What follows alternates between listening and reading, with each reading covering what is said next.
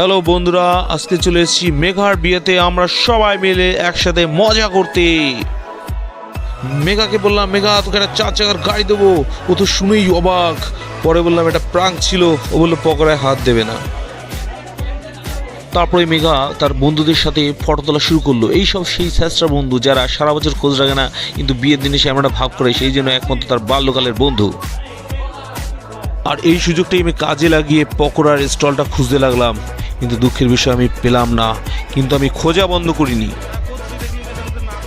কিন্তু বন্ধুরা, আসল অশান্তি তো শুরু হলো তখন, যখন মেঘা জানতে পারলো তার এই প্রাণপ্রিয় বন্ধুরা তার জন্য এই ফুলের বুকেটা কিনে আনেনি, ধার করে এনেছে। ফটো তোলা হয়ে গেলে আবার ফেরত দেবে, এটা শুনে তো সে তেলে বেগুনে একদম জ্বলে উঠলো ঝিলঝিলিয়ে। আর এত কিছুর মাঝে মেঘগুলোকে শিবের মাথায় হাত রাখিয়ে প্রতিজ্ঞা করিয়ে নিলাম, বল বিয়ের পর বর পেটাবে না, বল বল বল। আর প্রতিজ্ঞা ঠিক 2 সেকেন্ড পরেই বোম বলছে আমার মাথাটা যেন কেমন ঘোরাচ্ছে। এর পরক্ষণেই মেয়ের মায়ের সাথে দেখা। যখন সবাই ফটো তুলতে ব্যস্ত, তখন আমি সেই সুযোগটাকে কাজে লাগালাম। আমি সকলের চোখে ধুলো না দিয়ে, যজ্ঞের ধোয়া দিয়ে চলে আসলাম পকোড়া খেতে। ওরা বললো 1 প্লেট পকোড়া নিলে আর 1 প্লেট ফ্রি।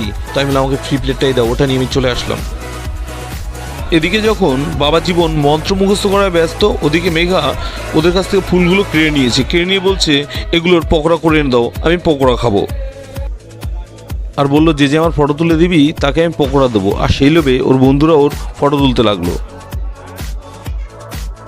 আর এইসবের মাঝেই আমার পেটের মধ্যে খিদের আগুন জ্বলছিল। আর সেই আগুন নেভানোর জন্য লাগবে একটু জল। আর সেই জলের খুঁজেই চলে গেলাম ফুচকার দোকানের জলের কাছে। আর সেখানে গিয়ে খেয়ে নিলাম মাত্র 8খানা ফুচকা। এরই মধ্যে মেঘা বেঁকে বসলো, বললো আমি মিউজিক্যাল চেয়ার খেলবো। এখন এত চেয়ার কোথায় পাবো? আর এদিকে জামাই বাবাজি, সেও খুব নাছোড়বান্দা, বলছে আমি এই খেলার চ্যাম্পিয়ন, আমি চেয়ার ছাড়বো না। আর সেও একটা চেয়ারে দম করে বসে রইল।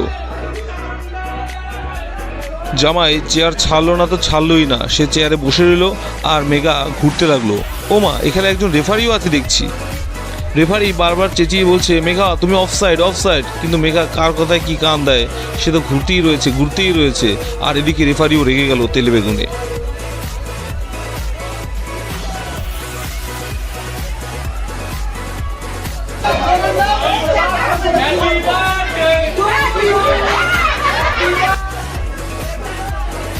আর এই মেঘার পারফরমেন্স দেখে সবাই খুব উৎসাহিত হলো, এবং ওরা বলছে সবাই মেঘা তুমি খুব ভালো খেলছো, এবং অনেকে এটা দেখে আবার উলুধ্বনিও দিল।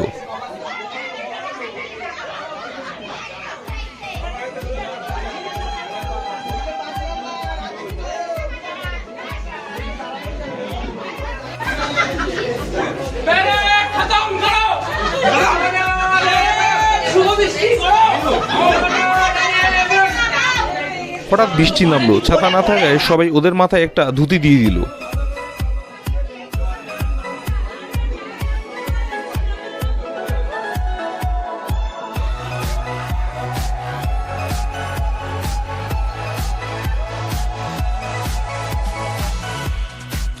হঠাৎ করে মেঘার আর একটা বাহানা শুরু হলো, কি আর একটা খেলা খেলতে হবে।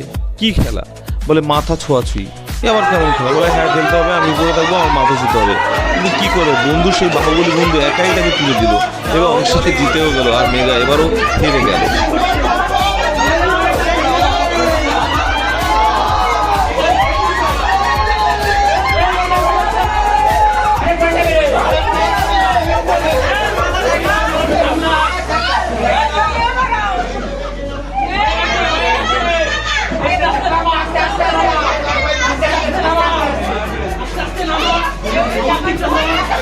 এরপরে চলে গেলাম পায়েলের সেই রহস্যময় ব্যাগে কি আছে সেটা দেখার জন্য।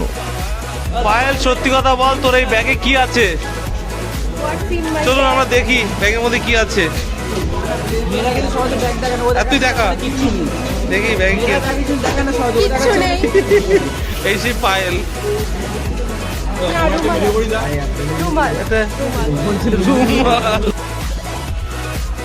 এরপরে চলে গেলাম খাবার টেবিলে। প্রথমেই দিল ডিম শয়তান। আমি তো ডিম শয়তানের পেট ছেড়ে অর্ধেক খেলাম আর অর্ধেক ফেলে দিলাম। এরপরে একের পর এক খাবার আসতে লাগলো আর আমি খেলাম। তবে এই খেতে খেতে আমার এক বন্ধু একটা দারুণ কথা বলেছে, যে মেঘার বাবা কিছুই বাদ দিল না, ডিম ভাত মাছ মাংস সবই খাওয়ালো, আর আমরাও খেলাম। আর একটা জিনিস জানেন তো, আমি যে টেবিলে খেতে বলবো সেই টেবিলে লোকের অভাব হয় না। একটু ফেমাস হওয়ার জন্য মানুষ আমার টেবিলে এসেই খেতে বলবে, অন্য টেবিলে ফাঁকা থাকা সত্ত্বেও। বিশ্বাস হচ্ছে না? ঠিক আছে, সমস্যা নেই, দেখে নিন সেই সব মানুষদের যারা একটু ফেমাস হওয়ার জন্য আমার টেবিলে এসে বসবে।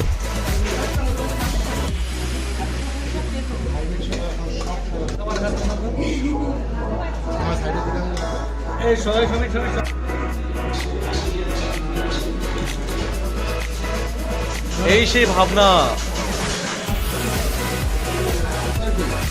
সুগার ফ্রি দাঁড়াতে দিতে। হ্যাঁ দেখা একটা ছোট দেখা দেখা। হ্যাঁ আমাদের খাওয়া শেষ, আরো যাওয়ার আগে ভাবলাম দেখা করে যাই, কিন্তু দেখলাম ওরা গামছা মুড়ি দিয়ে ধোয়া জ্বালিয়ে মশলা তাড়াচ্ছে। তারপরেও তোমরা ভালো থাকো এই আশীর্বাদ করে চলে আসলাম।